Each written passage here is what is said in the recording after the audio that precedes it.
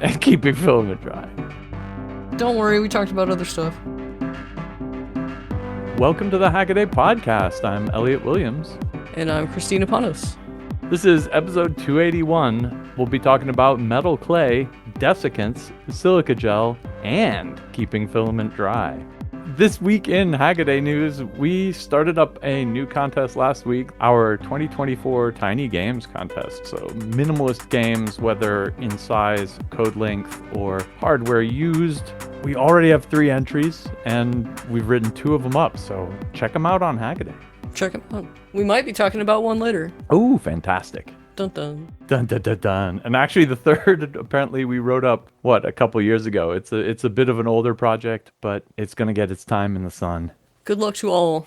Yeah, I love the games. I think this is going to be really fun. I like to see them roll in over the next week or so. Well, you know when they'll really roll in.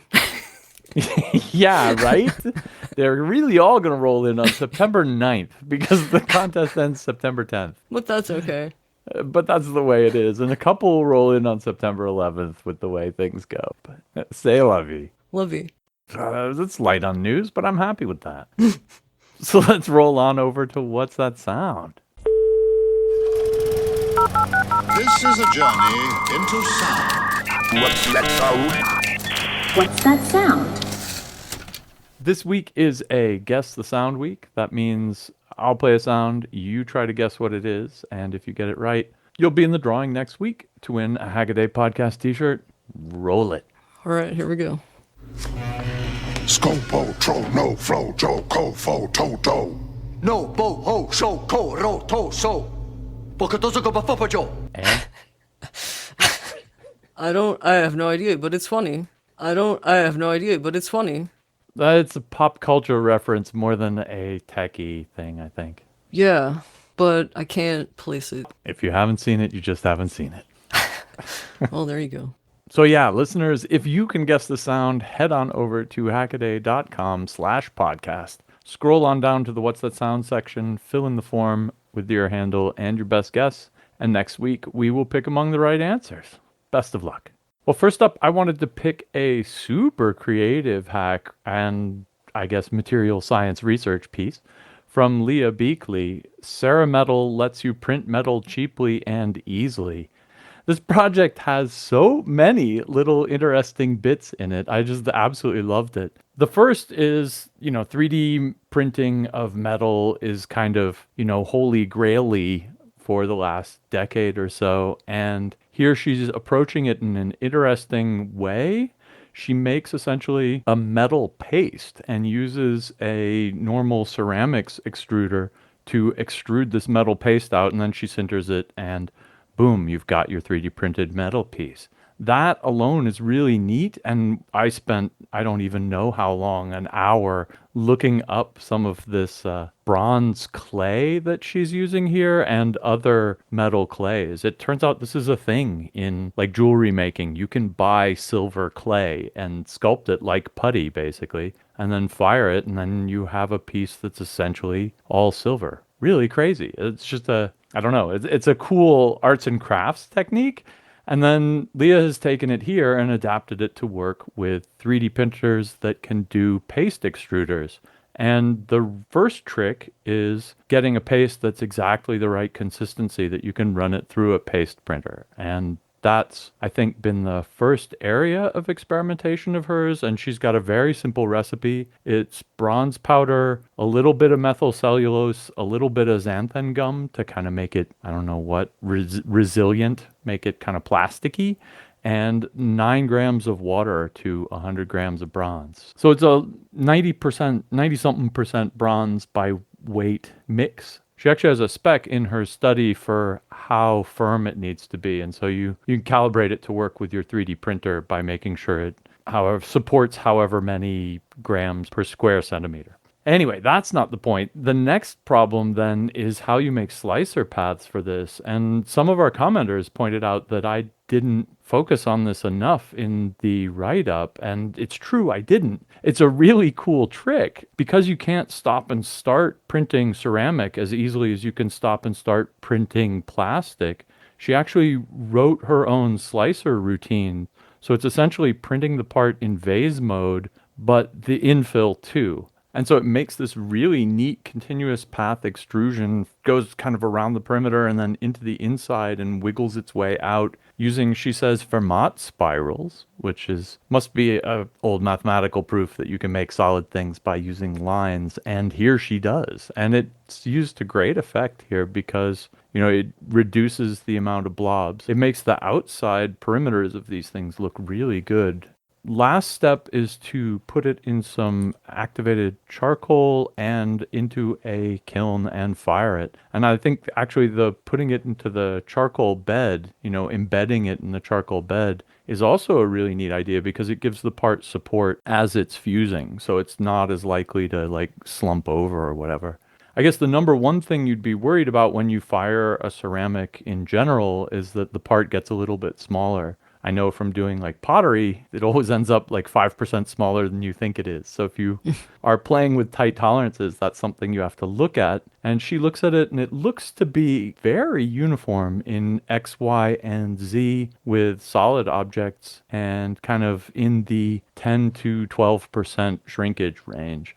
And this is something, of course, that's going to vary with your particular mix. So it's, if you care about the dimensional tolerances of these parts, this is something you're going to need to calibrate out yourself for your own setup. But the basic appeal of this is that it is incredibly cheap. You basically pay for the bronze powder. You use tiny amounts of the other ingredients and water, and then a 3D printer that's been modified to be able to print paste, but paste extruder heads are out there, and then a kiln. It's not, if you don't have a pottery set up already, the kiln may be a little bit of an extra expense, but you always need to make stuff hot. A kiln's a totally useful thing to have around, and you can get them dirt cheap these days, imported from China. My sister-in-law makes jewelry. I know surely she knows about metal clay, but I wonder if she has ever made anything with that. I'll have to find out. The 3D printing application is just brilliant, and I love that. But, man, it sounds like it'd be really fun to play around with. Oh, yeah. One of Leah's demo videos shows her just kind of manipulating some of these things in her hands, and, you've seen it be extruded. And then it's made of bronze. She's playing with it and it's going clink, clink, clink. It's made out of metal, not thonk, thonk. It's made out of clay, right? And it's just it's an incredible demonstration of this kind of transformation or whatever. I mean, it was all metal before, but it was not melted together, so it didn't behave like metal. Oh, yeah, and then one of her video demos ends with what I think is the most off-the-wall aspect of this project, and that is you can load regular ceramic clay and metal clay, bronze clay, into the extruder head, and you can transition between them. And so she has some objects that are made in this kind of multi-material fabrication method where she's extruding normal clay, and then metal clay, and then normal clay again. And she gets this glass, tumbler shaped object that is really part clay and part metal and entirely seamless between the two. And that's just really crazy. And I don't have any idea what multi-material clay metal hybrids is going to facilitate, but that's just... it's a meta material or something that I just never even thought of before. I think somebody's going to think up something really fun to do with that. For my first hack, I chose Marcin Plaza's mechanical keyboard plus laptop equals clacktop. Now, let's face it, laptop keyboards are pretty terrible, with the exception of maybe the ThinkPad. But at any rate, Marcin went through 2 keyboards on their Lenovo Yoga laptop before deciding that enough was enough. And they stuffed a mechanical keyboard into it. Okay, not really. Marcin actually rebuilt the case and stuffed all the guts into that, including a low-cost mechanical keyboard that sounds pretty good. It took 12 hours of CAD to design this case, and Marcin had it fabbed out of titanium by a board house, and it looks great. It looks fantastic. He was very happy with the result, more than happy for what he describes as a janky project.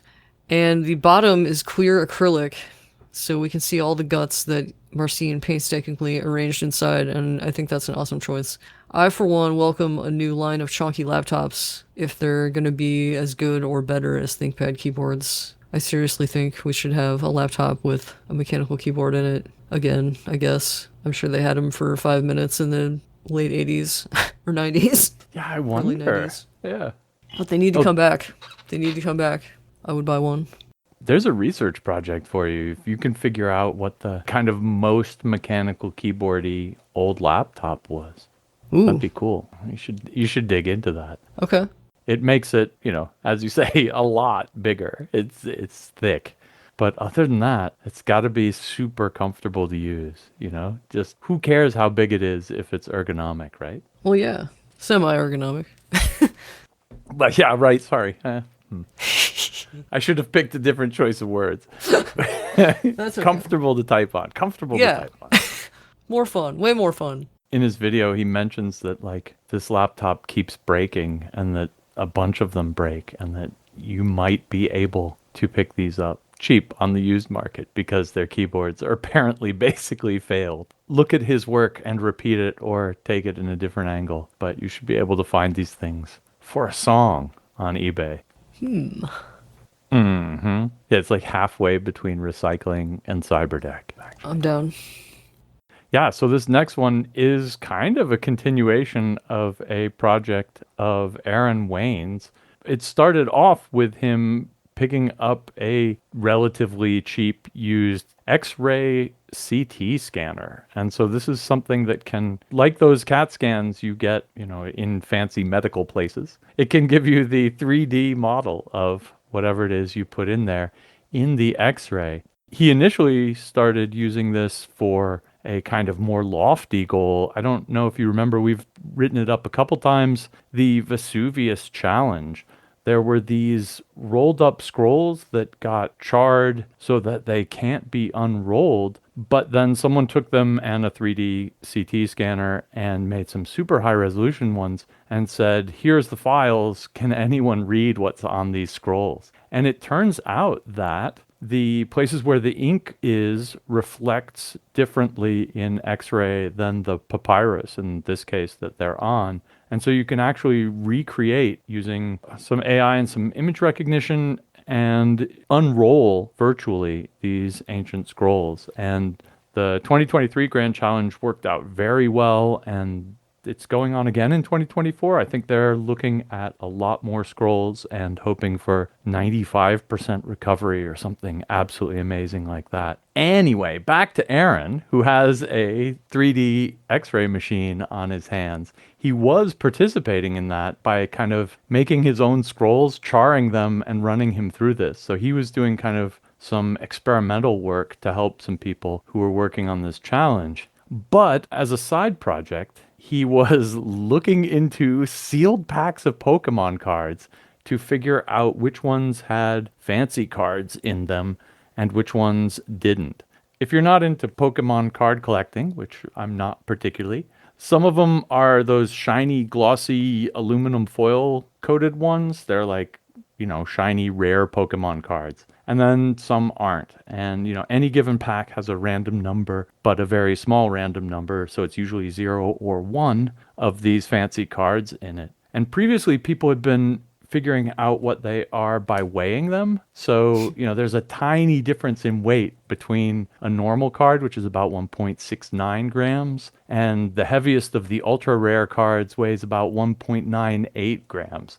So we're talking, kind of a third of a gram difference between the two due to the metallized foil. But turn your minds back to a pack of cards all sandwiched together with some aluminum foil you want to image inside of them.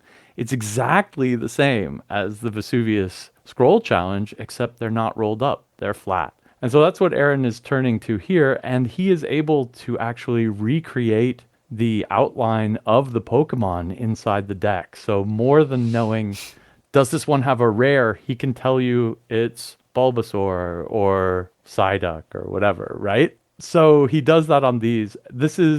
It sounds frivolous when I say it, but these card packs trade for outrageous sums of money. He picks up 2 for like $250 each, and he thinks he's got a bargain. And so, yeah. I can't tell if it's going to be good or bad for the like Pokemon trading card market if you can tell which cards are in a sealed pack. But Aaron has got the cutting edge of Pokemon card pack valuation. I think what's really neat about this is he does end with the obvious question, because he apparently has tried it. No, this does not work on scratch-off cards. He writes in all caps. And my favorite comment comes from K-Bob, who says, apropos CAT scans, gotta cat 'em all. Yes. Wah wah. For my next hack, I chose the Action Lab's welding wood is as simple as rubbing two sticks together. Well, it's kind of like that. Can you weld wood? Yes. Yes, you can, sort of. And it's not very practical, but that's not the point here. Now, as far as rubbing two sticks together, in order to prove this, Action Lab chucked a hardwood peg into a drill and crammed it into a slightly undersized hole in a piece of oak. And this action creates enough heat and pressure to partially melt the wood polymers, primarily the lignin, and they fuse together when cooled.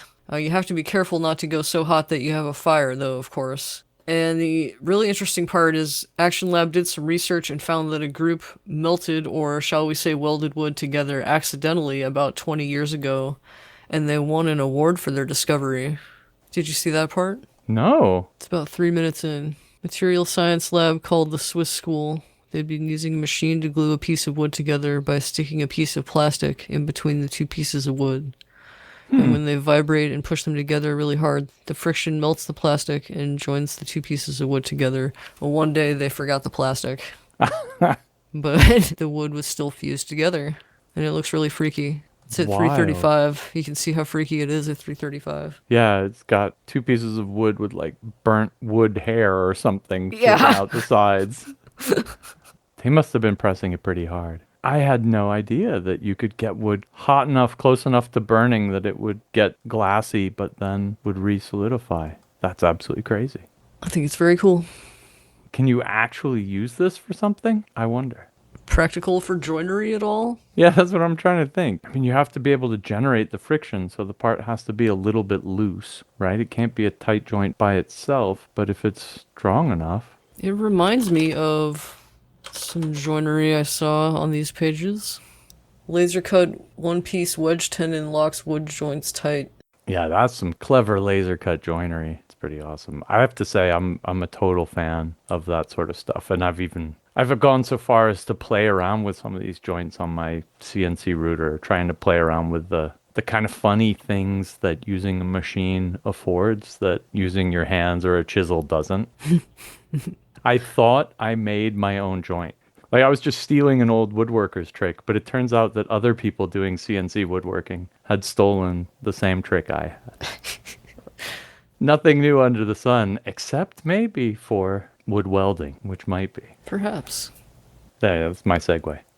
Well, speaking of nothing new under the sun, photo-resistor single pixel camera is a great project by Hugh. It's actually an explicit remake of a previous Hackaday project that we covered that did basically the same thing. He puts a LDR, a light-dependent resistor, inside of a toilet paper tube and mounts this to two servos that make it pivot up and down and left and right. And he basically just scans the scene. A microcontroller, an ESP32 inside it, reads the voltage off the ADC so it can figure out how much light is hitting this light sensor, and then it passes this off to his computer where he puts the image together using Python and turns it into a picture. His picture looks pretty good given that it's 90 quote pixels by 90 pixels. It actually is pretty all right. A single exposure takes 8 minutes, so kind of natural light variation across the time is going to cause trouble, and you don't want to have 90 by 90 pixels. It's not much resolution anyway, but it's not good for taking pictures of people, I guess, unless they can hold really still. But for the cost of essentially nothing in parts and a lot of fun building it over a weekend, it's a really great project, and it's certainly one that you could redo yourself easily enough. Interestingly, the original project that he was copying did this with an infrared photodiode and kind of made an infrared picture in the same way. This is a single pixel digital camera with Arduino, links in the show notes. And I've seen it done also the opposite way. Nicholas Roy, who is a crazy robotic artist up in Berlin and an all-around Hackaday super friend, made one a very modern flying spot scanner where he does kind of the opposite. He has a fixed light-dependent resistor, and then he scans your face or whatever the image is with a tight beam. And so he knows that, the light hitting the sensor at this time comes from this spot, and this time comes from this spot, and this time comes from this spot. Very clever, kind of the opposite of the same idea. And I thought that was fun too. And as long as we're talking crazy light sensors, Lewin put out a great piece this week. You can use LEDs as light sensors too. This may not be news to you, but Lewin does a great wrap up of the kind of circuits you could do to play around with this effect yourself and some of the classics. So if you haven't messed around with LEDs as light sensors, you only use them to make light instead of receive light, you should give that a check. I think what I love most about this is that it really is made with toilet paper, aluminum foil, a couple servos. I think there's even rubber bands. Like there's zip ties for sure. Excellent. I think there's rubber bands and maybe Chewing the cap gum from a peanut butter jar or something. I mean, it's an absolutely lovely, lovely project. Oh, and a magnet. Why is the magnet in there? Who knows? Hopefully Hugh knows. Oh, nice. Hugh knows. For my third hack, I chose Big Clive's Desiccants tested side by side. Now, these desiccants are in everything from medications to electronics, but which is the best? We commonly see silica gel, but is it the best? Dun dun dun dun dun. Big Clive seeks to answer this very question and compares several commonly available desiccants, including the fabled Easy Cook Race, which my cousin's babysitter's boyfriend swore would dry out my iPhone. Just kidding, I don't have an iPhone. Big Clive spent 2 months on this to make sure to get good results. And of the materials tested, which were silica gel, bentonite, Easy Cook Rice, zeolite, and pheolite, many of which are various types of cat litter, the clear winner here is silica gel, which removed a whopping 85 grams of water over 2 months. But the kitty litters were a close second. Now to do this, Big Clive put each material in this interesting pod and set it on this base that passes very hot air through the pod, 90 degrees Celsius air through the pod, and dries it out. Yeah, so the surprising result is that the material that the industry uses to dry stuff out is a good material to dry stuff out. I mean, nothing against rice or cat litter, but that's your conclusion? Is the drying gel as good at drying stuff? Now, hello. No, I think that's great to know. I mean, of course it is, but he doesn't have my favorite desiccant, which is calcium chloride. Ooh. It pulls water out, but then the problem is it kind of melts if it absorbs enough water, and so it makes this horrible liquidy mess because it sequesters all the water out of the air. Yes. And I think that's why they don't use it in industry, because instead of that little package of saturated silica gel, you'd get a little package with a bunch of water in it. You'd be sad about that. It's super at pulling the water out, but it makes it hard to deal with all the water you get. So, it's funny. We're going to be talking more about desiccants in the Can't Miss articles. Nice. Foreshadowing.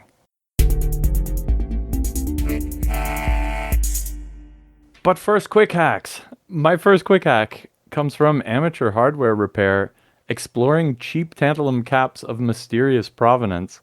He bought some surface mount, quote, tantalum capacitors from AliExpress, and then from a few reputable places like LCSC, DigiKey, and Mauser. He compares them in packaging and just looking at them and then measuring them, and it's pretty damn clear that the tantalum capacitors he got from AliExpress, in this case anyway, were complete fake. Like, they're shorter than the other ones. They've been obviously ground down and re-laser etched, which is bad enough, but then they also don't behave like they should. And so that's where you're kind of bummed out. The other takeaway is that if you order them from a reputable place, they come in these humidity barrier bags with like silica gel and a little indicator in there to show you if they've got too much humidity to be soldered. And the ones you got from AliExpress were like held together with cling film and a piece of tape maybe.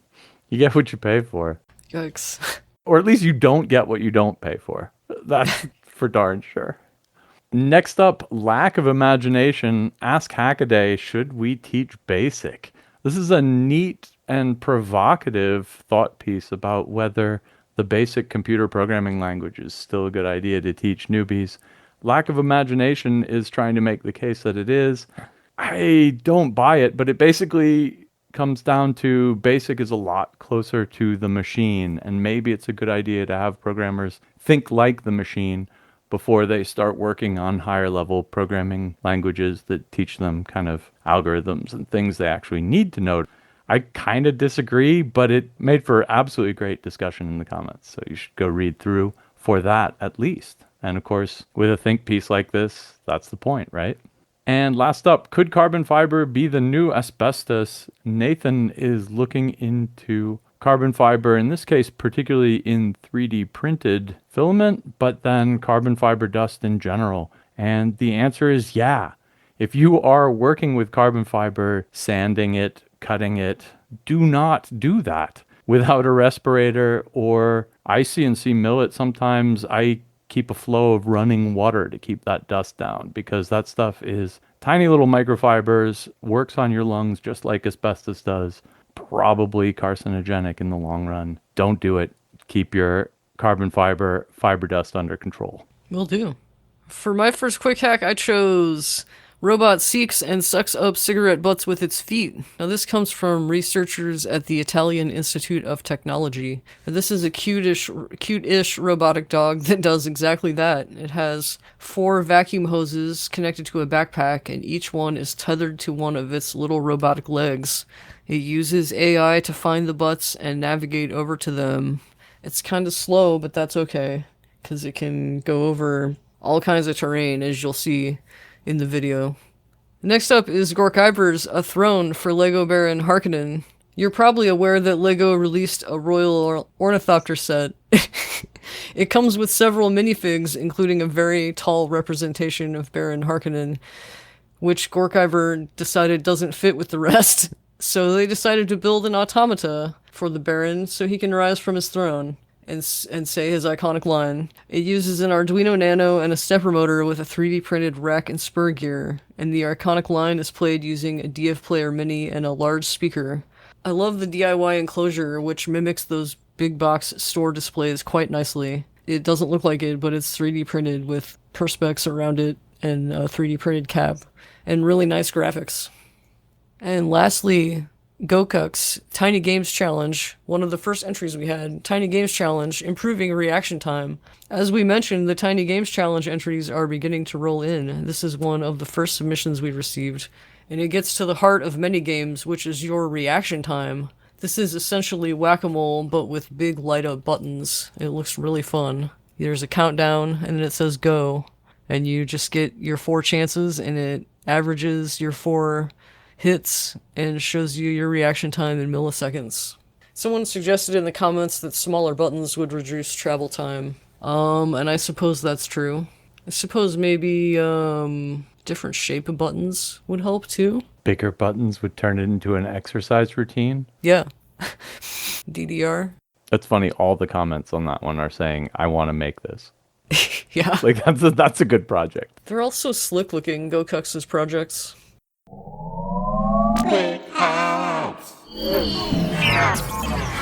All right, that brings us to our Can't Miss articles. These are long-form pieces written by our fantastic Hackaday writing staff. This week, I picked Maya Pasha's FDM Filament Troubles Keeping Hygroscopic Materials from Degrading. I guess we've all heard about people who have problems with 3D printer filament pulling in water and getting brittle or causing uneven extrusion or worse. And so Maya wanted to look into this. It's funny because we were talking about it a few weeks back in the context of an inline filament dryer, and Tom was like, I don't ever have problems with filament getting wet. And I'm like, well, good for you. Tons of people do. You know? I have the same experience, actually. I don't have any problems with that because I always keep things stored in, the original packaging with the silica gel in there. But I also don't live in a super humid environment, so maybe I'm just getting lucky. And Maya decided to take it to the chemistry. And so she looked into the science literature and got us a few recent papers about the effects of water on nylon polymers and PLA, polylactic acid in particular. And it's really interesting because of the way water chemically involves itself with these. It can kind of break up the chains that nylon makes, and not so much with PLA. Water isn't drawn into the PLA molecule in the same way. Over a longer period of time, PLA can degrade worse from water exposure than nylon does. One of the things Maya went into this research looking for was, is there a kind of scientifically proven best way to dry out a roll of filament? And she came up with, not really. There's a big range of temperatures and times. And, ideally, as she says, the time you should dry it out for is enough to get it dry.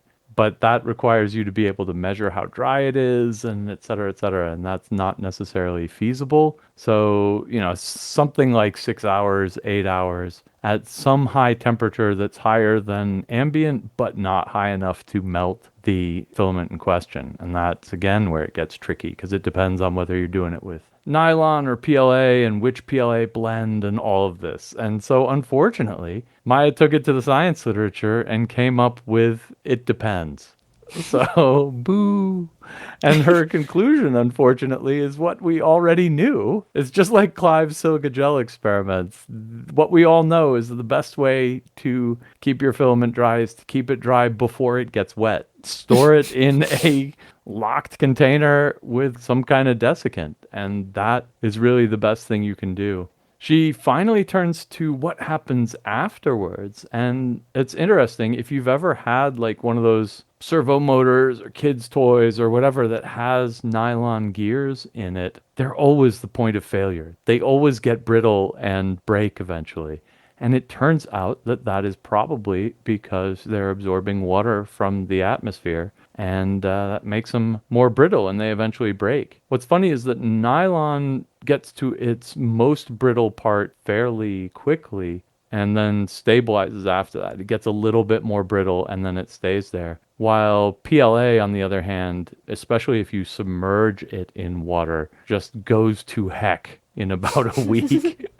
And that's one of those things. If you're going to make a boat, a 3D printed boat, do not make it out of PLA, because PLA is not as bad as nylon under kind of normal atmospheric water conditions, just pulling in humidity from the air. But it is significantly worse if you actually have contact with water. Don't print your benchies out of PLA if you want them to not embrittle. Well, this week I chose my own Keebin with Kristina, the one with the keycap map. And boy, was that quite the keycap map. Did you see it? I did, yeah, that's crazy. That's really beautiful, actually. So for the centerfold, I chose, there's a hotel in Denver, apparently, and they have a conference room, and one wall has a giant world map made entirely out of black, white, and gray keycaps. And it's very beautiful. You should go see it. The real winners here in this Keebin are the artsy layout, number one. I wasn't aware of it before I heard of this project, but I think it's a great option for anybody who needs a one-handed keyboard. Ooh. So yeah. So what is it? It's a layout for chording, for 10 keys. Mm-hmm. And it's wide open, and people have made various implementations of it, and this is one of them. Cool. And it's got spikes on it for thumb discipline. Is that what that's about? I thought that was just because putting spikes on things makes them rad. Well, that's true. That's it's not also just true. A rock and roll keyboard. It's to keep your thumbs over the keys. Rock and roll kid sister keyboard. Yeah, right. And then next in the Keebin, we have the Dream keyboard and the earworm. Sorry for the earworm. A couple people sent me this one, and I thought it's just a great video overall. I would say that Christian zooms in and out a little bit, but in a good way, like high level, low level, but really just goes through the entire process and lays it all out there. And it's, even if you've seen a million I built a keyboard from scratch videos, like, watch this one. because it's good. Watch one more. Just one more. It's always just one more, isn't it? But I think the real hero of this Keebin is the historical clacker, which is the zerograph. This is a machine that came out in 1895, and the patent language declares it a printing telegraph, but it doesn't transmit dots. It transmits actual words at the rate of 25 words a minute. In 1895, it did this. So why haven't we heard of this? Right. Well, marketing. The inventor was focused on other endeavors that were apparently more successful, and he didn't really choose to refine it or market it, and I guess no one was interested enough to pick it up, but he had big dreams for it, that's for sure. So it worked using a pendulum system.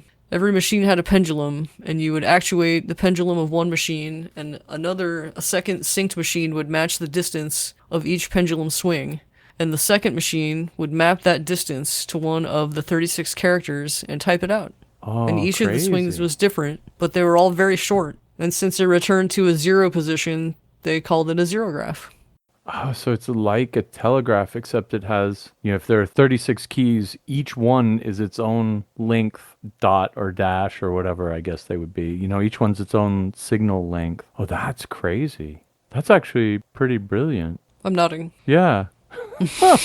I think he invented pulse length encoding and did it with swinging pendulums in an old school, like, typewriter-y looking thing. How crazy is that?